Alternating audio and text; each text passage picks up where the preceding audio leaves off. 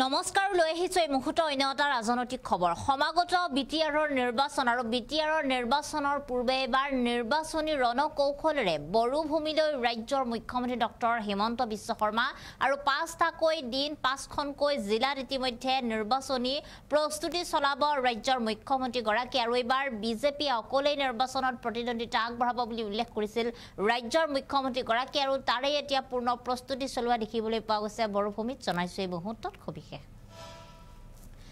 আমি জনাইছো এই মুহূৰ্তত অন্য এটা ডাঙৰ খবৰ এবাৰ নিৰ্বাচনী ৰণকৌশলেৰে বড়োভূমিলৈ মুখ্যমন্ত্ৰী ডক্টৰ হিমন্ত বিশ্ব শৰ্মা এতিয়া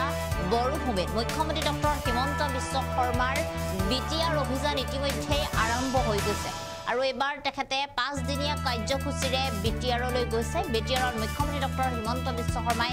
জনসভা সম্বোধন কৰা দেখিবলৈ পোৱা গৈছে উদালগুৰিত বিশাল জনসভা সম্বোধন মুখ্যমন্ত্ৰী গৰাকীৰ উদালগুৰিত তেখেতে জনসভা সম্বোধন কৰিছে বহু লোক আহি তাত উপস্থিত হৈছে আৰু এবাৰ নিৰ্বাচনী চমক দেখাব বিজেপিয়ে বিটিআৰত নিজৰ চমক দেখুৱাবৰ বাবে সাজু হৈছে বিজেপি দল আৰু প্ৰায় 26ৰ পৰা 27টা সমষ্টিত নিৰ্বাচনত অকলেই প্ৰতিদ্বন্দ্বিতা কৰিব বিজেপি আমি দেখাইছো এই মুহূৰ্তত কিছু দৃশ্যাংশ কালিৰ দিনটো তেনেদৰে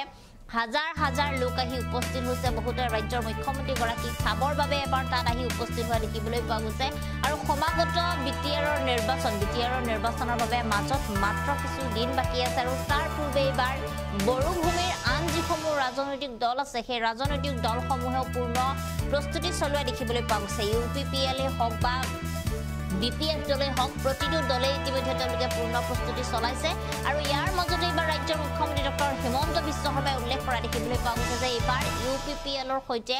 লগ হৈ তেওঁলোকে কোনো মিত্ৰতা কৰি তাত নেখেলে যদিও বা তেওঁলোকে মিত্ৰতাৰ মাজত নিৰ্বাচন নেখেলে তথাপিও তেওঁ দলসমূহৰ সৈতে মিত্ৰতাৰ এটা ভাৱধাৰা ৰাখিব এনেদৰে উল্লেখ কৰা দেখিবলৈ পোৱা গৈছে আৰু এইবাৰ অকলে প্ৰায় 26ৰ পৰা 27টাকৈ সমষ্টিত তেওঁলোকে নিজৰ ফালৰ পৰা প্ৰাৰ্থী দি এবাৰ প্ৰতিদ্বন্দ্বিতা কৰিব বুলি উল্লেখ কৰিছে যেহেতু বিটিআৰত প্ৰায় 40টাকৈ সমষ্টি আছে আৰু 40টাকৈ সমষ্টিৰ ভিতৰত আটাইকেইটা সমষ্টিতে নিজৰ প্ৰাৰ্থী দিয়াটো সম্ভৱ নহয় বুলি উল্লেখ কৰিছে আৰু বিটিআৰৰ উন্নয়নৰ চিন্তাৰে এবাৰ বিটিআৰত 5 দিনীয়া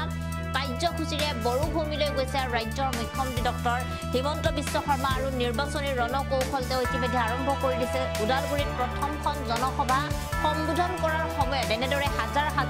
লোক আহি তাত উপস্থিত হোৱা দেখিবলৈ পোৱা গৈছে ৰাজ্যিক সভাপতি দিলীপ শইকীয়াৰ লগতে মন্ত্ৰী পীযুষ হাজৰিকা সৈতে আন কেইবাগৰাকীও বিজেপিৰ জ্যেষ্ঠ শীৰ্ষ নেতা তাত উপস্থিত থকা দেখিবলৈ পোৱা গৈছে আৰু বিটিআৰৰ যাত্ৰা ইতিমধ্যে আৰম্ভ হৈছে বিজেপিৰ আৰু 5টাকৈ দিনত 5খনকৈ জিলা প্ৰথমটো দিনতে তেওঁলোকে উদালগুৰিৰ পৰা আৰম্ভ কৰা দেখিবলৈ পোৱা গৈছে আৰু উদালগুৰিৰ পিছত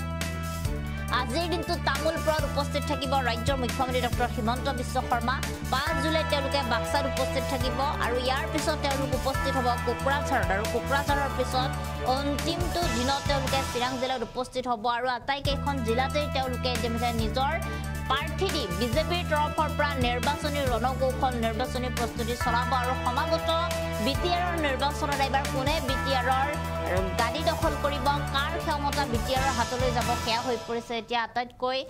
চৰ্চিত বিষয় কিয়নো ইতিমধ্যে এবাৰ বিপিএফ দলৰ পৰা হাগ্ৰামা মহিলাৰী যথেষ্ট সক্ৰিয় হোৱা দেখিবলৈ পোৱা গৈছে ইউপিপিএলে বৰ্তমান সময়ত তেওঁলোক বিটিআৰ প্ৰধান হৈ থকা দেখিবলৈ পোৱা গৈছে আৰু আগন্তুক সময়ত বিটিআৰৰ ক্ষমতা কোনে দখল কৰিব তাক লৈ এতিয়া যথেষ্ট